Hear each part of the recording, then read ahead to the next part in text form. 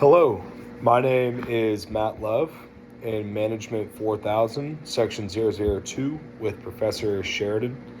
This is my self-reflection video essay based off of our self-reflection survey that we took this past week and based off of the results that we received. So our first prompt 1, snapshot. One score that surprised me was my initiating structure, where my standardized Z-score was negative 0.19. I thought I was strong at setting structure and giving direction, but the results showed I was only average compared to my peers. This made me realize that while I believe I'm being clear, I may not always communicate expectations as effectively as I think. A strength or some strengths that I think I might be able to leverage.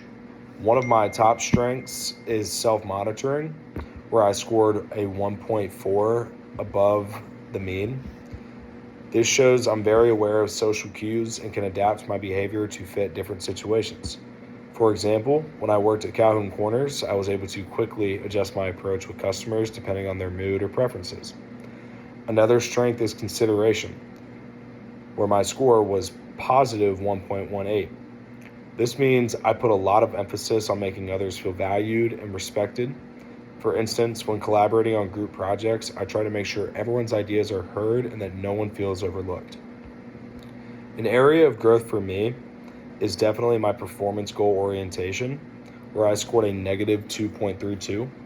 This suggests that I don't focus as much on proving myself compared to others, which could sometimes limit how others perceive my drive or competitiveness.